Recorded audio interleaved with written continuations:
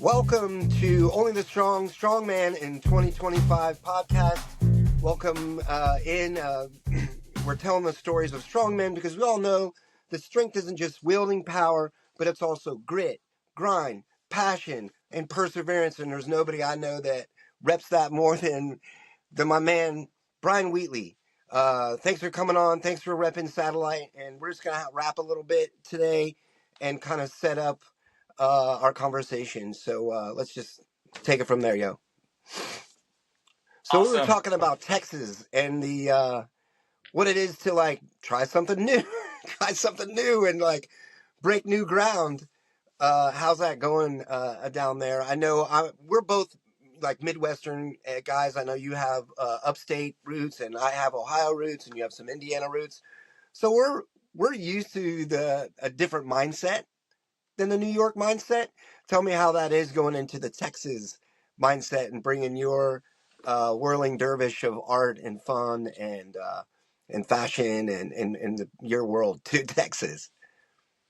Yeah, so thanks for the introduction. Yeah, it's interesting for our business as artists. Like we're producing an event that is really trying to express people's creativity in like outside the box ways. So not just painting. You know, we have painting, performance, installation, music, um, and giving a voice to kind of like the kind of rebel rousers, the wild people. Um, and so to do that, like That's we typically, yeah, go ahead. rebel risers, all rebel risers. So I'm sure we can get them stoked up, right? Well, the learning the thing is like for us to be authentic, we don't want to like rent a gigantic convention hall or something and then have this overhead that we translate to the artists and the galleries because then you stifle creativity. You know, we want people to be very expressive. So Yep. for this, Participants because of the need for cash. what's that?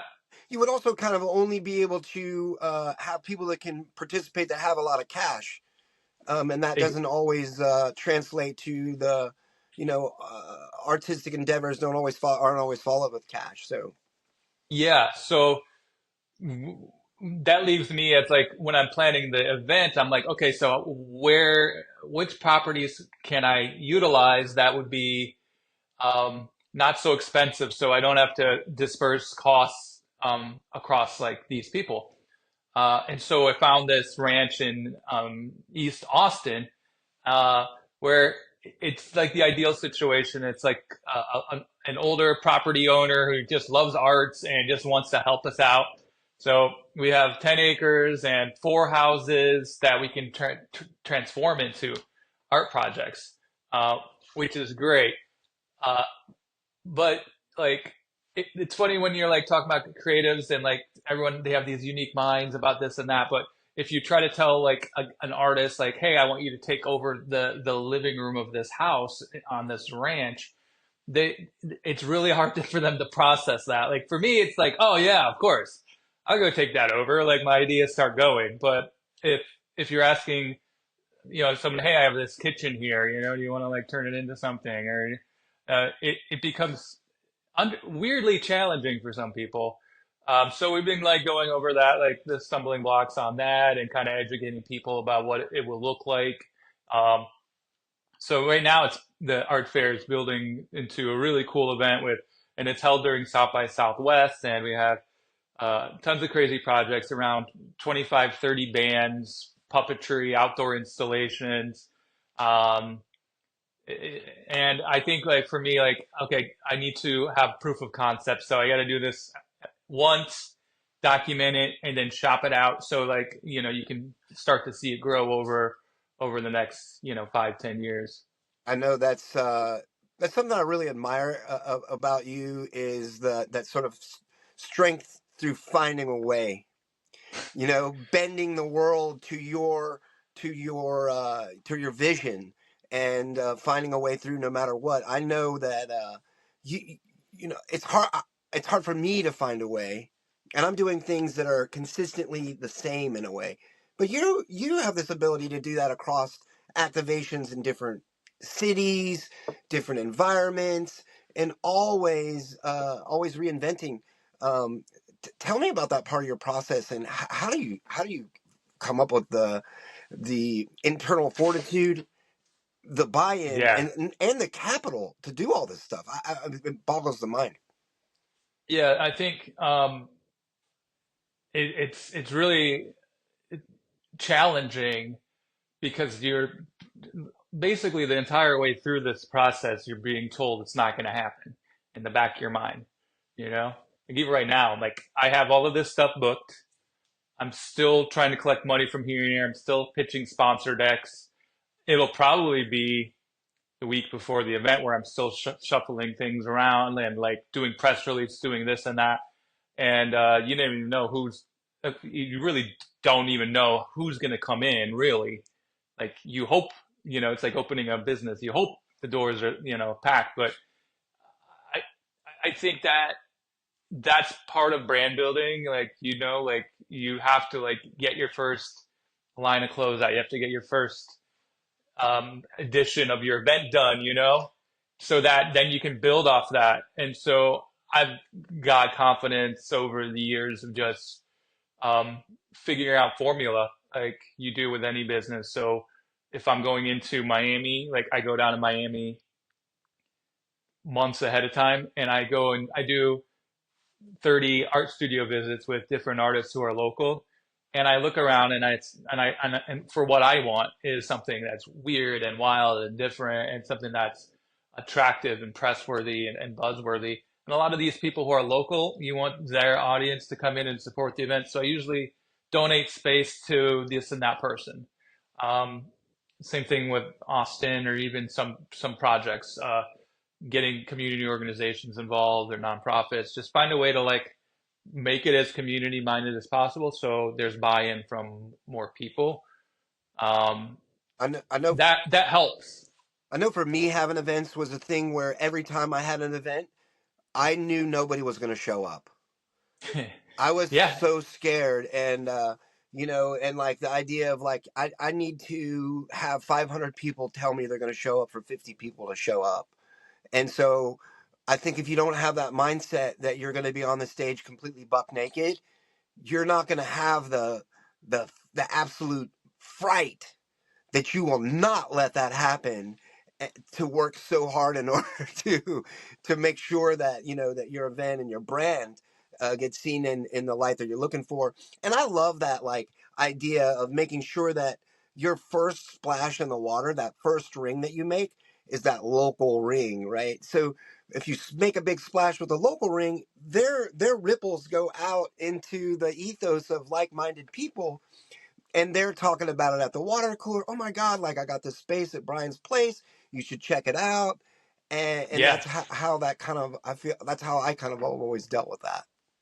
yeah. I mean, I've had situations with like too many people are there, uh, and it's like a young rapper who is performing at my event I don't know about, but they have, you know, 600,000 Instagram followers, and then they came into my event in Miami and like basically shut down the whole thing. There's people climbing through windows, and I have to go on the stage as the director of the event and like shut it down. And I have just a crowd full of kids throwing stuff at me, and I'm like literally the old white lame dude like shutting down the party, And and then I've had like the coolest events with like people destroying a car inside of a house and there's not enough people there. You're like, I'm one looking around like this should be like everyone should know about this. This is insane. Um, but like when you do your events, like for me, like I've bounced the door, I've kicked people out. You're dealing with fire marshals and police and you know, um, performance artists and Oh, musicians. Everyone's got egos and needs and wants, and I think over time I just kind of like have like a steady like my mantra is like there's going to be things coming at you all the time, but you're just like a cruise ship. Like you have one direction, and things are just going to kind of buck against you and slide away. Like if if it's going to work with me, it's going to work. and if then you're going to get on the boat and we're on the same path. But I don't try to like let distractions happen that are unnecessary anymore.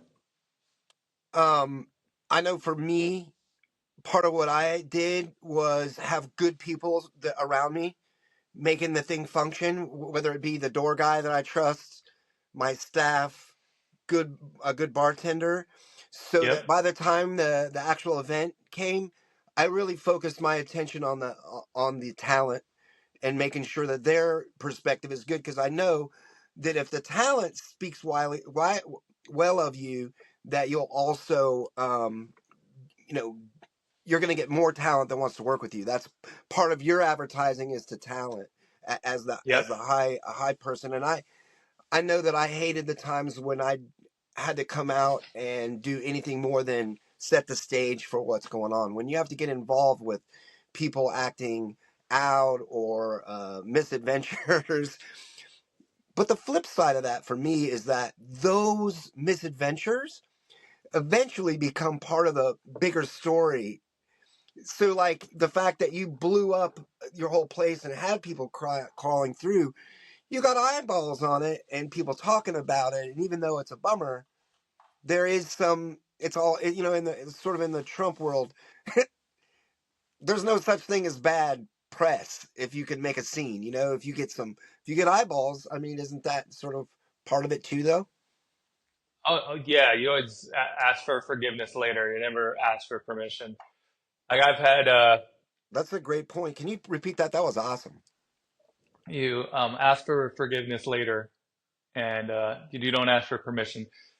Mm, Because if you, I mean, that's how I found to be problematic. Like going through the bureaucracy of things. Like so, I've had it. Like I remember in Miami in 2017, I booked this performance group Non Grata, and they are a wild Estonian group, and they do like fire breathing and stuff, and like they have cans of aerosol that they shoot I've flames out of.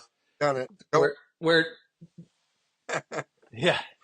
So, anyways, I knew that this was going to be wild, and and we're inside this abandoned pharmacy on the beach, and so the fire marshal comes, and he's like he's somewhere lower on the rung of the fire department. I could tell, and so I showed him when he arrived, like, oh, here's some pictures of this artist group. They're professional. They're traveled all the way from Europe.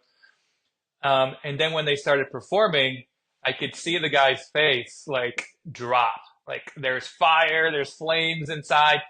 And So he's he's there, so it's going to be his fault if something goes wrong. yeah, so he calls the the fire chief, and then the fire chief calls the events department, and who's signing off on this permit, and there's all these questions. And then like, an hour or two later, I'm literally at this bar called the Bikini Bar, and I'm buying all of these people like drinks who were pissed at me, like just saying, "Hey, man, I'm sorry, I didn't know anything. Here, have a dance with one of the ladies. Here's some drinks, just like." And at the end of the night, I had to hang out with them until like 3 in the morning. But at the end of the night, they were like, "Just don't do that again, man." And I was like, "Okay." But I mean, that's just one kind of really crazy example, but you know what I mean? Like you try to get away with as much as you can. I think that's Um, things that's important to point out right now in your process is that because you're not just keeping home games, you have to make these connections each time. Which for me on Orchard Street, we were there for like 10 years, and then on Grand Street, I knew the players, right? So when the cops came to whatever we were doing, I had already donated to them.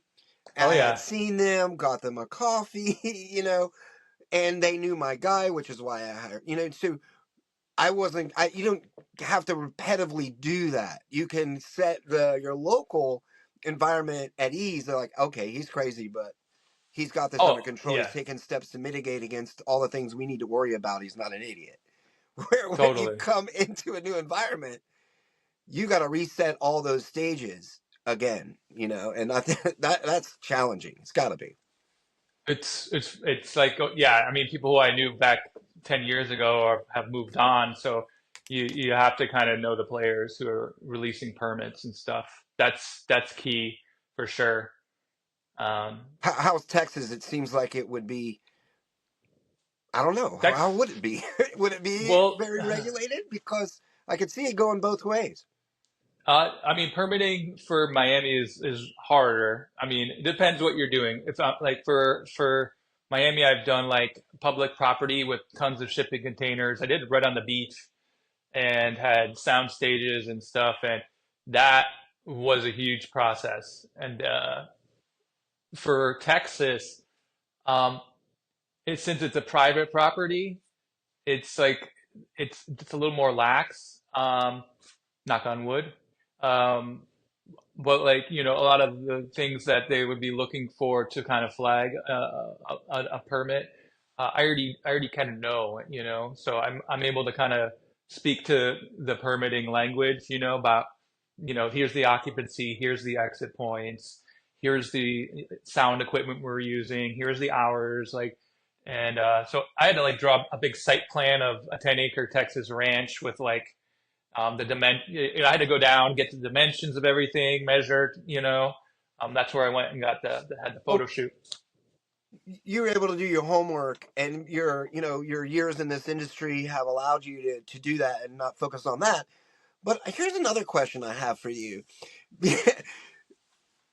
You did an event right before the election where you posted the stone, the Trump Yeah. stone, um, and it wasn't long before there was some outside noise that caused that to be not advantageous, not working out in terms of like your safety, in terms of just the hassle of having ill ill-tempered and ill-minded people having focused their attention on your brand and on your gallery. You're now entering in Texas, and you're bringing some elements that, at least from their statewide governmentship, and in the age of Trumpism that's returned, are going to be spicy elements. Let's say, because you are, like you said earlier, you rep the interesting. You rep the those folks that have a voice, and a lot of those voices, trans voices, voices that are not conservative, let's say. I wonder if you're worried about that, or because you're sneaking in the back door this first time, you think you're going to miss some of that noise. I think I don't really think about that. To be honest, I don't. Um, I mean, they could make it more difficult if they really wanted to try to do that with censorship, but it's luckily, I know it's a Republican state, but it is still Austin. I know it's probably kind of leaning a little more right wing now with Elon's and Joe Rogan's and whack jobs down there. But um, for what we're doing, we're kind of trying to capture the keep Austin weird energy, Yep, really. And I have I have some pretty provocative artwork that's planned, but uh, I don't. What I found, especially during like a big art week like South by, that these permit people will come in, do a quick walkthrough, make sure there's no like open flames and everyone can get in and out. They're not gonna sit around and kind of check out what's happening. So I'm not worried about the event being canceled, but you could get a wacko like really right wing person to show up that's more. and cause trouble. That was more where I was at. Like, just like local zealot, gets a hold of it, wants to get their name on TV or on some MAGA site or something, coming in and making a fuss is more. I was trying to draw that comparison. I don't think that That we're. I hope to God we're not at the point where we're censoring art before it's put on the wall. Um, there's I mean that's the problem whenever I put up the tombstone I made. That is that's a red flag. Like that gets people real supercharged.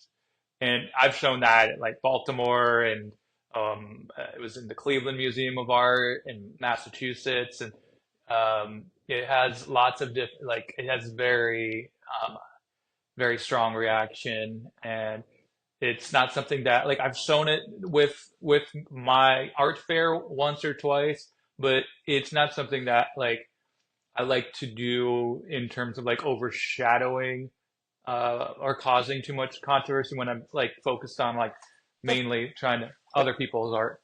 the point by any means, that piece, but it's a really it's a really good piece.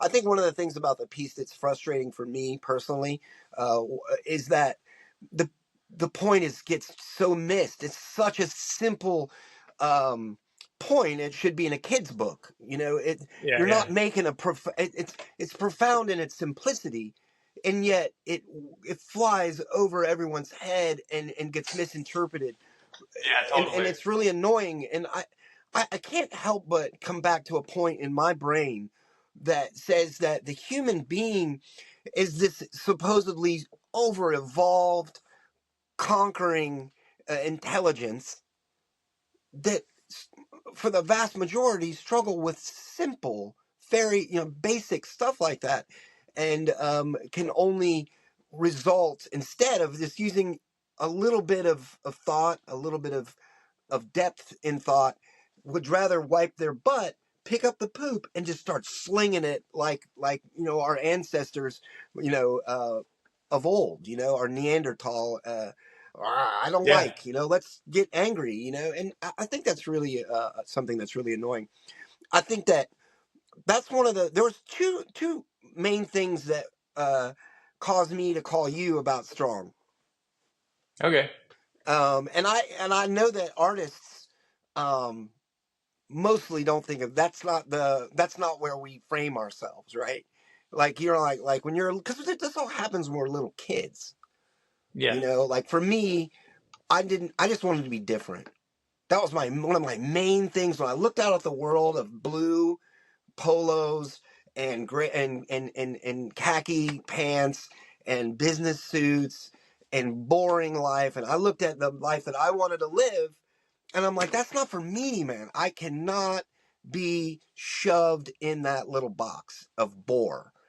And Totally. and so I know that we have these similar roots. Did you start that strength when you were little too, or is this something that evolved throughout your life? And how would you respond to that? Well, I think that I mean I was always just like drawn towards art, but dissuaded from it as like an idea of a future, you know? It was something that was, oh great, he's talented and he likes making art and but it, you know, even when I got into art school and undergrad, like I was persuaded by my parents to like you need to get an education component to this because you're not going to be able to make it as an artist. Um, so like there's been like chapters and chapters of people saying you can't do that. You know, even when I made a tombstone, I had voice people saying you shouldn't do that, don't do this, don't do that.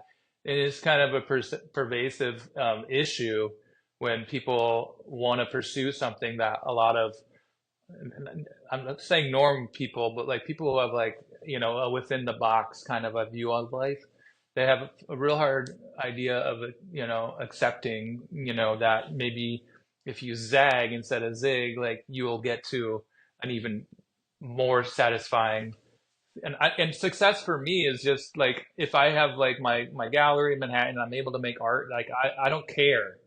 I'm not like that's I've already conquered all the people who told me no. I'm already doing my thing and that's magic. So I think that there's just always people telling you you can't do shit, you know?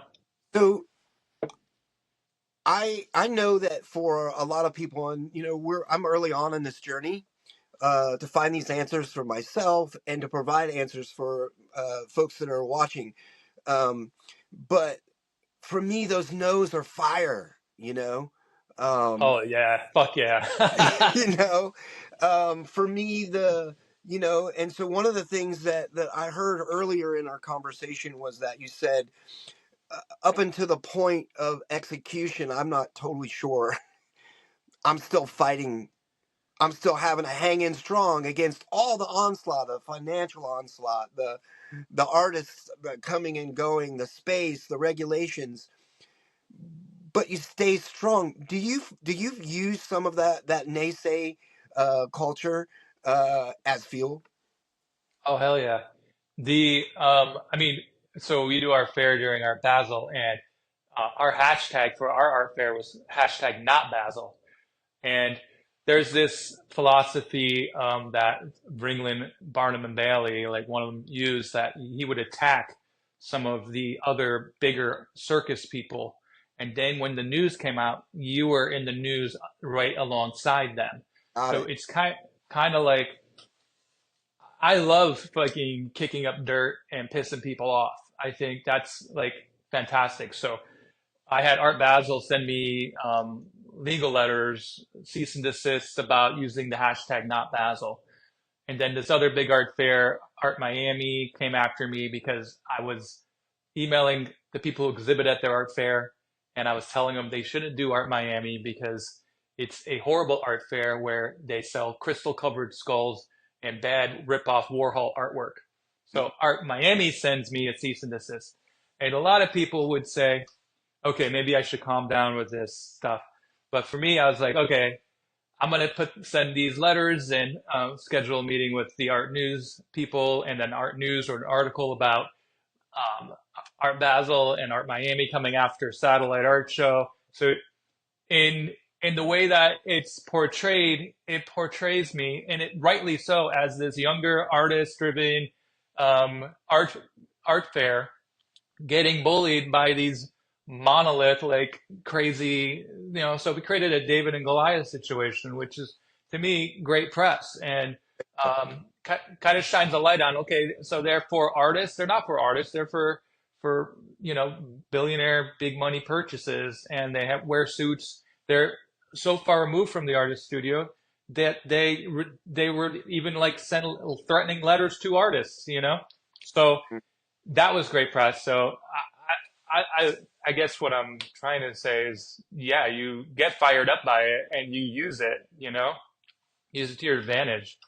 So you used it. I used it more like I'm gonna grind 10 hours a day. You can't stop me, and you're like, no, I use it to like trick them. You're much more clever than I am when it comes to that. I'm more of a tool and die guy, right? Like, let's go and keep, and build that.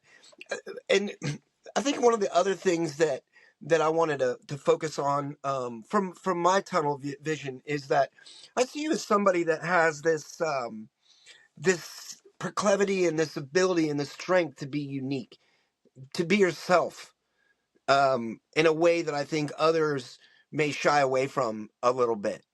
And I kind of wonder when that started. I know for me, I have a funny story. Of my first fashion piece was I took a flannel and I cut the sleeves off and I painted on the back, mess with the best, die with the rest. And I Yeah. hung it in my locker and I would put it on and I would transform into another person, to the point that my teachers took me aside and said, listen, guy, you got to leave the mess with the best flannel in the locker. You're just nuts Yeah. when you put that thing on. And I see you, and from a fashion point of view, I see you as having a unique look, and maintaining that look.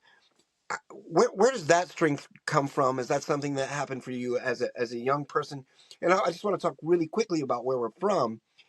It is a very thin slice that you're allowed to occupy as a Midwestern small town boy. Oh yeah. And I ran through it all, but how was that for you? And when did that uniqueness and that strength, that bravery, to just be like, no, dude, I don't conform to that. I do this, and this is me. Deal with it. Yeah. I don't know. I mean, I remember, this is a crazy story, but and this is when I was still living as upstate New York, but it's a fashion related story I just told my son Bruno about, because you start, when you have kids, you start going, wait, he's 12 years old. When I was 12 years old, I was causing a lot of freaking trouble. Like, I was doing bad shit. Um, but Not I me. remember, not you. I remember that when I got out of elementary school, I was in middle school for the first year. I My parents had this big trunk of clothes in the basement, and it was all like bell bottoms and like shit from the 70s and like late 60s. And for some reason, I just wanted to wear those clothes instead of the clothes that my parents were buying me. So I would go into the basement, fill up my book bag with these disco clothes, go to school and change in the boys' locker room and come out. And I was like a fucking different being in that school, you know? Like people were walking, yeah, people were walking around with, Primus t-shirts and this and that. And I'm just in rocking bell bottoms and like midriff sweater vests and, um, big collared shit. And just I don't know why I did it. Like to this day, I don't know why. I just wanted to go in there and be different in some way, And I mean, I would do that throughout my time. I remember going to Goodwill and buying. I saw security guard jackets, and I bought security guard jackets, and then I would like look official in high school, Not to do anything weird, but like you get a sense of authority when you're out in public and you have like something private security on. Yeah, the So set right over here, August Sanders' People of the 20th Century, and it goes each set, each different sort of person. And yeah, that is a real thing. I used to, it's odd, I sometimes when you have kindred spirits, you don't know why that really is. But when you have an interview like this, when you bear down on your story, you find these parallels. I used to have to do the same thing, not because my parents had a trove of cool clothes in the basement, but because I was restricted. In yeah, our religion, we weren't allowed to wear shorts. Clearly, I couldn't wear a Primus t-shirt to school. And so I also, that was part of the mess with the best, die with the rest that stayed in my locker, because that came home, it would be crazy. And I began to have a home wardrobe and a school wardrobe where I also would go to school and change into stuff elsewhere. That started off my journey as an yeah, entrepreneur as well, because my parents weren't funding my forming of my own identity, so I had to get a paper route, and that started my yeah. first, like, I You want to be an that. entrepreneur. Yeah, I want that. I want to have the autonomy over the way I look. And now that we're older, we also still really crave that autonomy over what we do and what our brands, either my brand by Robert James or my own personal brand, what we represent. And and yeah, and I think there's part of that, and that's part of the yearn to stay in the game.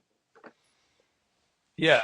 Absolutely. There's a hustle element to it. It's like you. I mean, I remember selling comic books to people in elementary school. Like make art, sell them. And just really coming home with like 20 bucks here and there, making my own dough. And it's like, I got in trouble because one of the girls I was selling them to was stealing the money from her father, who was a cop. So that, like, I got shook down. Like, but like, Somebody always yeah, about the works. I had a funny one similar where I had my dad is a legendary garage sailor, and I think that's part of why I have this passion for things too.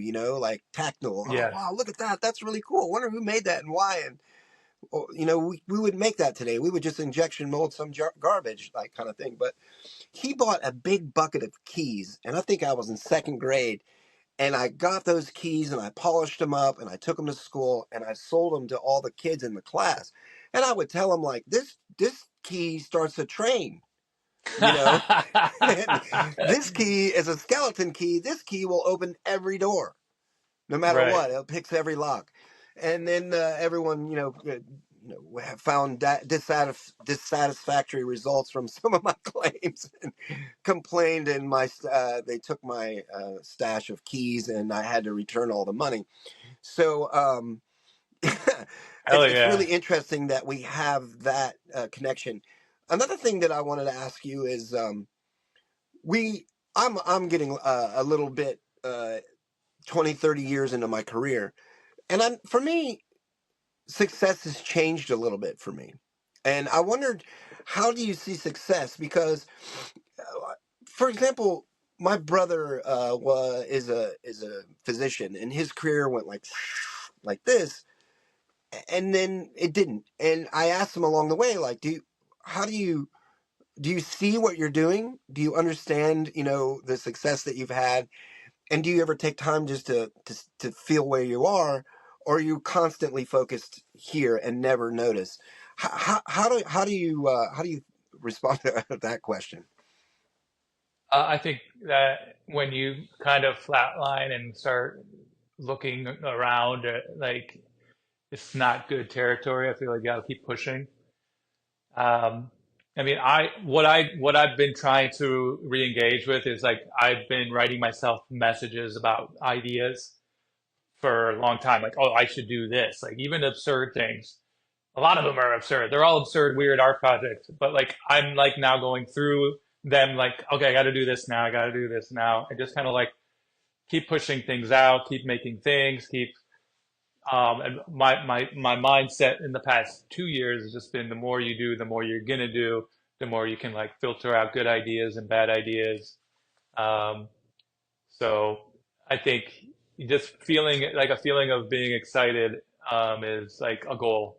That's The, like a when I hear is, you have a forever mindset, and in order to feed that forever mindset, you have to continually come up with new ideas that are either being worked on, being yeah, conceptualized, or being executed, so that yeah, you're in the middle of all those three points of view at all times, so you can never look around, right? Like, you can't define success, because that would be the end. Is that what I'm yeah. hearing? I think so. I mean, the moments of, I mean, for me, like when I'm making art, I'm the most happy. It's the most focused. It's the most joy I have when that's the best. So a lot of the other aspects of building fair and doing gallery shows and networking and socializing is all leading to eventually at some point I'd love to just singularly focus on just making art. Um, so that's always in the back of my mind. um what advice would you give? I know one of the things now is, we have kids and stuff, so I think part of this podcast for me is like my son. I needed to let him know that talent is just one aspect of success, or one aspect of activation, right? You could be the Yeah, most talented painter, but you don't take a step forward. You never, it's all in your room. You don't show it. You don't activate it. You don't give the 10,000 hours. What advice would you give to somebody coming up hearing this, that's struggling, having a hard time, their last things didn't function well, um, to stay strong and carry on? well, I would say that you have to be persistent and kind of obsessive. I think if you find something you want to be obsessed about, that's something that you want to put in those 10,000 hours. And that, it doesn't matter if you're a guitarist or a computer engineer, you have to still have that level of obsession. And that's the best way to get to where you're going to go. The fun thing in the creative world or the fashion world is that it's a little more fun than doing 10,000 hours of computer engineering, I in our opinion. I'm not totally sure about that. I Maybe think not. that I think the thing that I'm uncovering is that it isn't for that guy. He's freaked out. He loves it. Those Yeah, numbers are freaking him out, and he is obsessed with getting that code, or whatever it is that he's doing. I think the difference is the mindset. well, That you're the also, obsessive mindset, rather than the managerial mindset, or the yeah, setup mindset. Like, oh, I can leave that. I set it up, and now it is what it is. Where, no, we're the obsessive mindset is like, forward forever. I'm going to continue to work and chisel away at this, at whatever it is that I want to achieve, because you basically set impossible goals. the risk taking is most important, I think, in developing, resilience. And that I think a lot of people have a hard time with. So, even if you're great at computer engineering and you just wind up working for some other guy and you're giving that guy all of your great talent and your ideas, I think what we're talking about is being an entrepreneur in a creative field. It's full of challenges. It's had a high burnout rate, so it's difficult. Like you have to be comfortable you have to be comfortable being uncomfortable a lot. You have to be comfortable with your anxiety and stress that a lot of people can't cope with. So it's kind of like yeah, being comfortable, being uncomfortable, or what it. I've let a lot of relationships and a lot of bad things happen, on paper to me because I won't let my personal dream and vision be compromised. So it's kind of almost like a selfishness in a way. Oh, okay. You because that sounds like to me that you are identifying your strength can also be a weakness in the eyes of others. It can be Oh yeah, a lack of concern for their point of view and a lack of reality, that they really want to force you into their reality as opposed to you forcing your will on the reality as a whole. And there is that does create conflict. So for that person that may be in that crucible, I what I find is at the end of the day, when you've been in an industry for 20, 30 years, you see the people coming up and they're like, I'm going to make a hoodie, man. And you're like, that only gets you so far, yeah, right? Like, oh, that I lost $3,000 on that venture, and for the person who's been there 10, 20 years, you're like, okay, you're right. One of the things you can handle is the ability to work really hard with no results, yeah, but continue to set high goals for what you're trying to accomplish. And in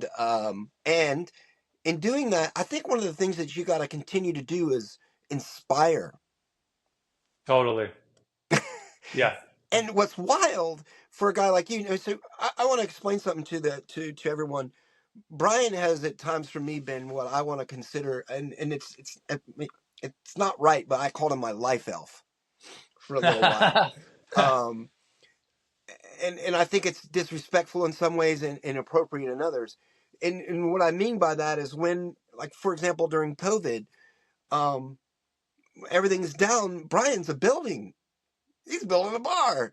He's creating a community. He's easing other people's pain and shouldering in and being strong when all of us were wilting away and worried. And in that way, when I view you from as a friendship, but from afar, and I watch what you do, I'm like, here's a guy whose commitment to what his project, his passion, project, his passion is so infectious and wonderful that it challenges me to continue to go on. So you're doing that is inspiring. So when I asked you like how would you do that? For me, you've already done that, Dude, without that's saying a amazing. word. And I think that's something that's really cool. Thanks, man. No, you've been inspired me, man. So you've helped me when I was kicked in the nuts, on flat on my back. I've, from where I am now to where I've been, or like sleeping on couches, doing this and that, living in a studio. Um, it's, it's not like, it's not easy journey, you know.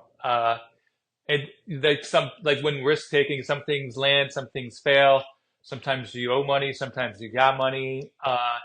So I've been trying to be a little more consistent with keeping coin in the bank and you know um, surrounding yourself by people who are putting more energy towards the project than taking energy away. It's kind of you know you have to distinguish how who's helping and who's hurting, and that can be hard with personal relationships. there's a wonderful point there that I just want to illustrate really quickly, that for that person that's in the crucible, Yeah. who's in that spot, for these two artists, we're wanting to let you know part of it is this. Yeah. And if you can't deal with this, then you're going to have a really hard time. And Yeah. um and I think the other thing for us, for me, and I can't speak for you, is that there's a massive feeling of toughness and guilt when I look out at the world that I'm creating, and I'm steadfast in my forever mindset is affecting others. That I'm not proud of that. That's not the Yeah. point. But because I've set my goals clear up here, I know I'm here, but I believe up here is coming. World Oh boogie, yeah. is on its It's way. a So I can gambling never have the addiction. mindset that where I'm at. I'm building a rocket ship here, people. Well, And you're either like, gonna have to get on board, or I'm gonna fly away. And I think that's part of where those relationships really, they come to a head, because at some point, if somebody's not gonna get on the rocket ship with somebody with a forever mindset, listen, I'm still gonna take off. I'm still building the ship. yeah, there's when you try to change somebody who's got that distinctive vision, it's always a failure, you know. It's a failure for the person you're trying to change. It's a failure for you who's trying to change the person. Like, I think I gets some Japanese, you know, folk tale about being on your individual path, you know, and if you stray away from your path, like, it's not good for you mentally and emotionally, you know? Like, so you can kind of feel when you're being pulled away from where you're supposed to be going and what you were brought here to do. For you, your calling was, you know, fashion and creating like style. And, you know, for me, like for you, like you provide men with a really important outlet of how they can actually look and feel better about themselves, which not many clothing brands and people do, and that's been a lifelong calling. So for someone to come in the fourth quarter and switch out all the players, it doesn't work. Like the more ideas, like, okay, how do we support? Like getting people around you to like keep supporting you and guiding your direction, because you know that's just like that's who you are. Don't mess with it. You know, there's a lot of people that try to mess with it, like, oh, do this, or, oh, you know, it just And on the other hand, I do wanna speak to the folks that are at a point, and like for me and you, we have a family, and you have to provide. I've had occasion to do things outside of what I've by Robert James and fashion, and I've actually found it to be a rewarding and learning experience. So sometimes in the micro, you got to do what you got to do. Make sure you bring your mindset to those things too, and learn. I learned video from a job that I had to take during COVID, and I learned some skills on that, and I got some training. You never know where you're going to find some inspiration as well. And so I wouldn't just be open. I would say too, but yeah, I wasn't quitting. I was just doing something to make it work and learn and get out and yeah. with people. So Yeah, I think that's I've done important. a lot of those jobs, and you try to find them that kind of. For me, I've like had some that kind of overlap or mix in with my skill set, or provide an opportunity to learn something new. Yeah, absolutely. So, you know, I Um, mean, nowadays, y'all need to learn how to video and document and post and generate a mailing list and deal with press, and you know, so you can't be alone in the woods making something and expect people to like gravitate towards you. You got to be a social person. I think you did something really well too, though, is you early on realized that was super important, and you put people in place to do that for you. And I've always found that something that I lack the ability to do. I haven't galvanized or paid for folks to help me. That from your approach is like, this is the reality of what we're doing. Let's produce this well and make sure that I have folks that help keep me on my path and learning that. And definitely, I think video is something really important for me personally. I've found this forum because I don't think that short form is good for me. So I'm trying to find the one. I'm trying to use YouTube because I love this long form. I like to pull a little depth out, and I also like to write and meet and have a little more depth than just like dance in front of the camera, and then that's Yeah, it, yeah, So I think for those out there listening, make sure that you tune your media to what you're good at and what you like. If it bugs you, do something. But I think that in 2025, the big pitch is two things that I've heard that I really love. One, do if you want people to follow you, do cool stuff, right? Like do stuff. You gotta get out and do stuff, or be with people that are doing cool stuff. And the second one is do a lot of it. You need to flood the zone. yeah. And so those are 2 points that I think are really important as well. Um, there's one other thing that I wanted to two more things actually, because we've talked about our relationship so much. I wonder who it is in your life that is your support when times get tough. Who do you turn for, and how does that evolve? Well, my partner Fung, who's like been like spectacular in terms of just like accepting who I am and like championing that. Like that's been like a rock star for me. She's just been a stabilizing force. And, if I want to go dress as a clown or um, do whatever, like she'll be there to champion that. So it's kind of like you find your person you can be as silly as you want to be with. Um, and that's been an amazing feeling, to How be honest. home part a secure basket, and knowing that in your home life your identity is being going to be well cared for and understood, and not forced into some other basket.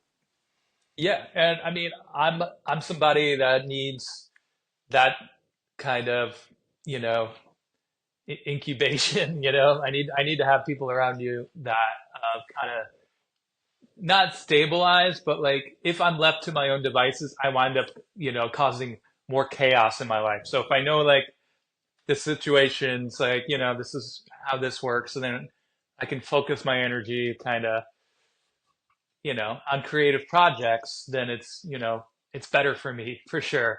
Yeah, I've found that too. I have a family, and I love them, and I love the producer of that family, their mom, and she's a great person.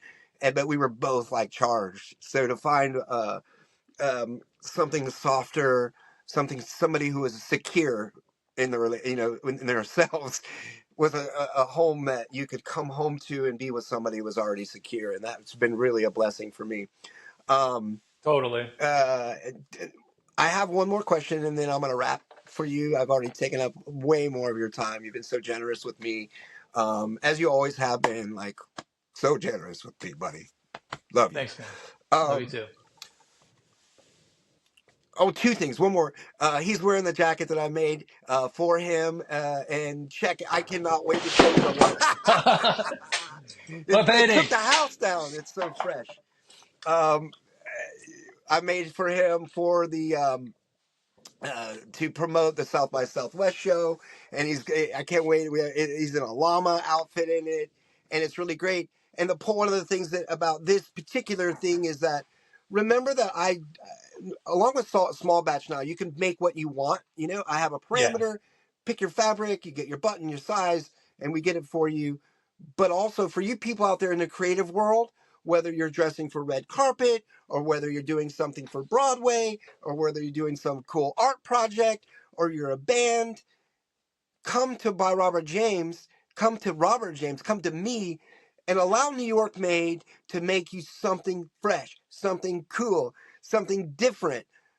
Although by Robert James has a simple, honest, handsome moniker, that we are dressing people in a handsome, tough manner, and that's our main um, focus point. I have the ability and the creativity to make wilder, more fun, more interesting stuff. Please, when you have projects like that, please do think of me. Styling projects, so anything that I can do in the men's and the creative world by Robert James is open, welcome, and waiting for your project. So that was one of the reasons I really wanted to include this in small batch. I mean, excuse me, in Only the Strong, because it's promoting something that it's really New York. We do this really, really, really well. We can make one cool item, and I can, and my factory, who really need the work, they're sitting on their hands right now. It's a really tough environment out there for us.